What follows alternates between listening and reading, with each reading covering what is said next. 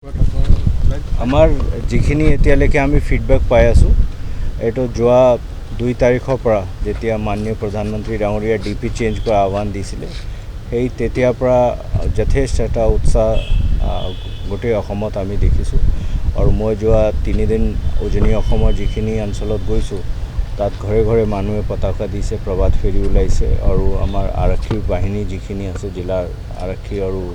আৰক্ষী বাহিনী তেখেতসকলেও যথেষ্ট যোগদান কৰিছে আৰু প্ৰভাত ফেৰী ওলাইছে এইটো মই ভাবোঁ মানুহ মনত এটা জাতীয় পতাকাৰ প্ৰতি আৰু আমাৰ যেটো জাতীয় अस्मिता আছে সেইখিনিৰ প্ৰতি এটা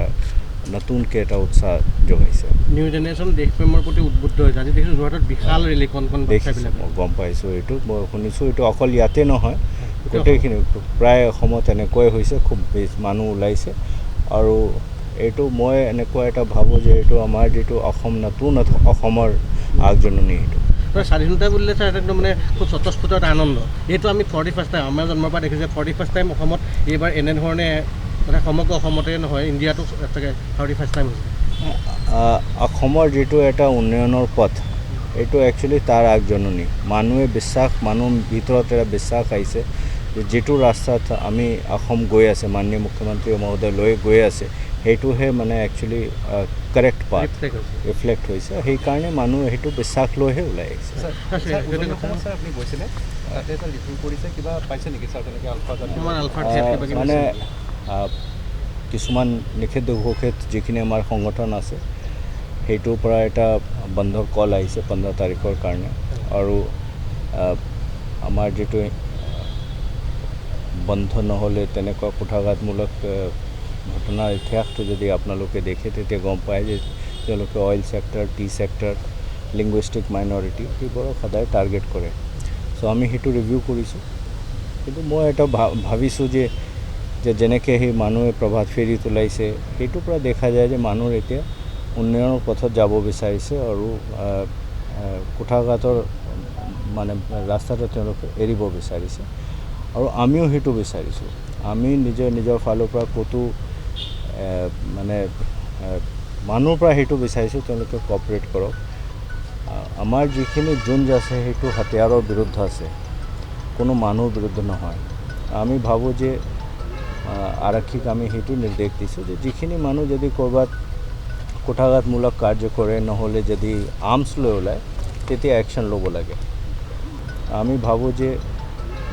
আৰক্ষীক আমি সেইটো নিৰ্দেশ দিছোঁ যে যিখিনি মানুহ যদি ক'ৰবাত কুঠাঘাতমূলক কাৰ্য কৰে নহ'লে যদি আৰ্মছ লৈ ওলায় তেতিয়া একশ্যন ল'ব লাগে আনআৰ্মড যদি কোনোবা আছে তেতিয়া আমি তেওঁলোকক আমাৰ নেশ্যনেল মেইন ষ্ট্ৰীমত মিলাই ল'বহে বিচাৰিছোঁ নিৰাপত্তা ব্যৱস্থাটো আপোনালোকে অপাৰেশ্যনত কটকটীয়া কৰা হৈছে আৰ্মি CRPF CISF আমাৰ অসম পুলিচ সবক এলাৰ্ট কৰি থোৱা হৈছে আৰু তেওঁলোকে যথেষ্ট এটা মানে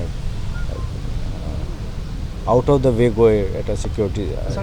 কথা উৰা বাতৰি ওলাই আছে যে ছাৰ অইল মেক্সৰ যিটো ফিল্ড আছে আপোনাৰ তেলখাট আছে আপোনাৰ ভামগুৰিত হওক বা তেনেকৈ কেইবাখনো তাতে সন্দেহজনক কেইজনমান যুৱক তেনেকৈ অহা তেনেকুৱা ধৰণৰ মই মানে এই স্পেকুলেটিভ ৰিপৰ্টৰ ওপৰত মই কমেণ্ট নকৰোঁ আপুনি যিটো কথা কৈছিল যে অইল ছেক্টৰ হওক বাগান এৰিয়া হওক তাতে ধৰক কুঠাঘাত কৰিব পাৰে বুলি আপুনি এটা কথা মই